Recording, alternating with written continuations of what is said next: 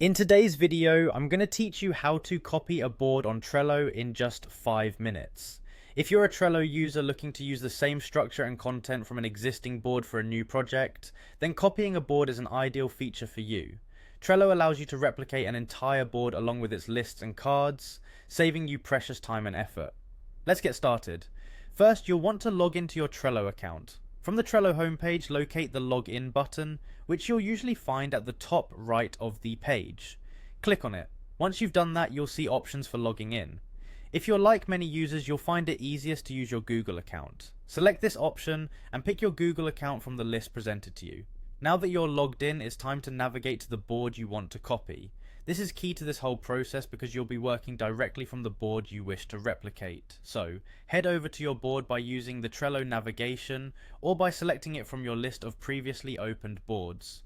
When you've reached your board, direct your attention to the upper right hand corner of the screen. There you'll find a button with 3 dots. Click on these 3 dots as they open a drop down menu with more options specific to your board. As you scroll through this drop down menu, you should see an option labelled Copy Board. Clicking on this will initiate the process of copying your board. You now have the opportunity to create a new board title. Think about what you'll be using this new board for and give it a name that reflects that purpose. This name will help you and others identify the board later, so make it specific and clear. Next, you need to choose the workspace where you want your new board to reside. Trello workspaces help keep your boards organized, especially when you have multiple people collaborating on different projects. Choose the workspace that fits your needs best, ensuring it matches the team or the project this new board will be associated with.